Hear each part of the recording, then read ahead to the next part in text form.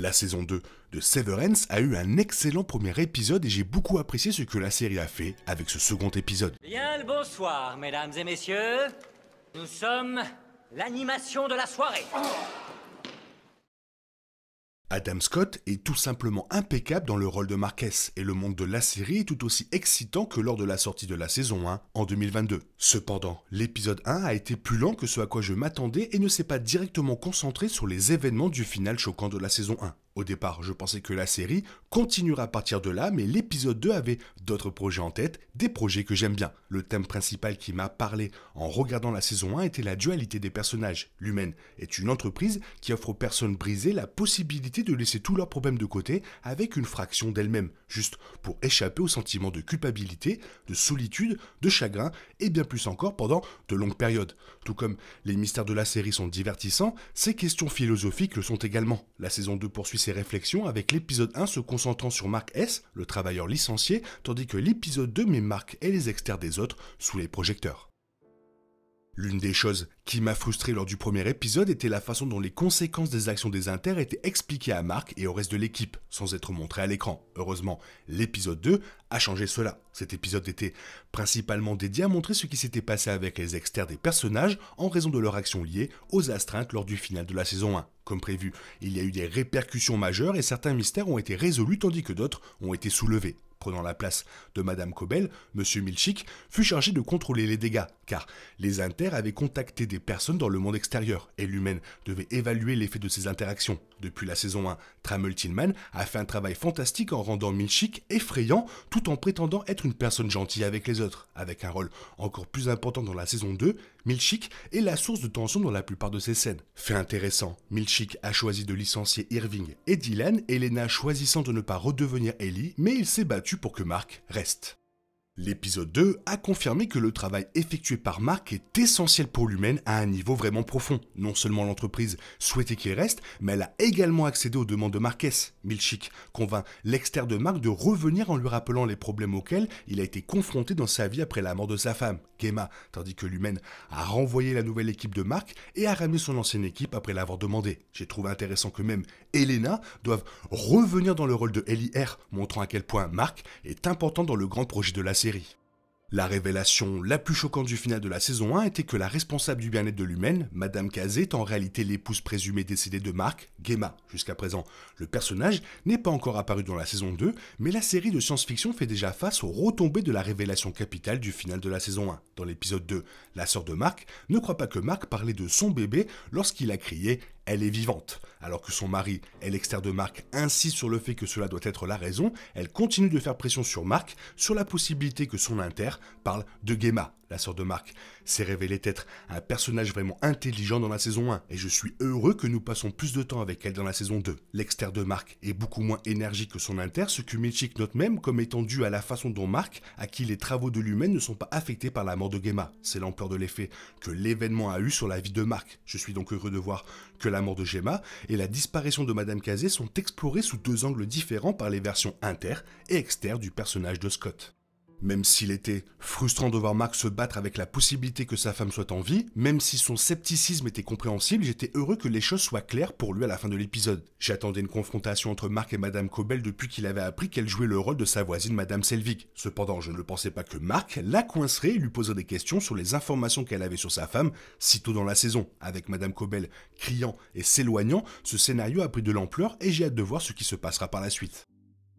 Cobell semble désireuse de reprendre son poste de responsable du sous-sol des dissociés chez l'humaine. Cependant, Elena lui dit que le plan de contrôle des dommages pour l'incident des astreintes est déjà en vigueur et ne nécessiterait pas qu'elle en prenne les commandes. Elle ajoute qu'ils ont décidé de la promouvoir en l'intégrant au conseil consultatif sur les dissociés. Lorsque Cobell dit qu'elle n'a jamais entendu parler du conseil, Elena révèle qu'il s'agit d'une nouvelle initiative au sein de l'entreprise et qu'elle sera le fer de lance de sa formation. Cobell insiste toujours sur le fait qu'elle doit diriger le sous-sol, mais Elena l'informe que Milchick a pris la direction de l'étage. L'épisode 2 ne révèle pas si Cobell accepte le nouveau poste. Cependant, il semble peu probable qu'elle quitte l'humaine aussi facilement. Comme son nouveau rôle ne l'oblige pas à surveiller de près Mark et à tester s'il existe des chevauchements entre les souvenirs d'un inter et d'un exter, elle est obligée de déménager dans un nouvel endroit. Mark Sa sœur et son beau-frère apprennent également que Cobell était également de l'humaine à la fin de la saison 1. Pour cette raison, cela n'a plus de sens pour l'entreprise de la garder auprès de Mark. Comme le suggère Milchick, on pense également que Cobell a développé une étrange fixation envers Mark à la fois à l'intérieur et à l'extérieur, ce qui en fait potentiellement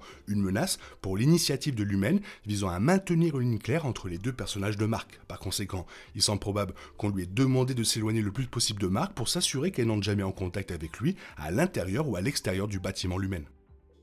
Tout au long de la saison 1, Madame Cobell a continué à tester l'efficacité de la procédure de dissociation en demandant à la sœur de Mark, Devon, si Mark voyait sa femme même si elle était morte. Elle voulait savoir si la rencontre avec Madame Casey avait rappelé à Mark des souvenirs de sa femme. Même vers la fin de la saison 1, elle et Milchick surveillent de près Mark lorsqu'il parle à Madame Casey pour confirmer si les deux se souviennent de quelque chose l'un sur l'autre. Sa suspicion et sa curiosité étaient toujours rassurées par le fait que les amis de Mark n'avaient aucune idée de la vie de chacun. Pour cette raison, lorsque Mark l'arrête soudainement à la fin de l'épisode 2 et lui pose des questions sur Gemma, elle est prise au dépourvu. Comme elle ne voit pas venir les soupçons de Mark, Madame Cobell est déstabilisée par la question, ce qui explique son incrédulité, son incapacité à cacher ce qu'elle sait. Avant même qu'elle puisse mentir ou prétendre qu'elle ne sait rien des affirmations de Mark, il est déjà trop tard car Mark lit son langage corporel et se rend compte qu'elle sait quelque chose sur Gemma que lui ne sait pas.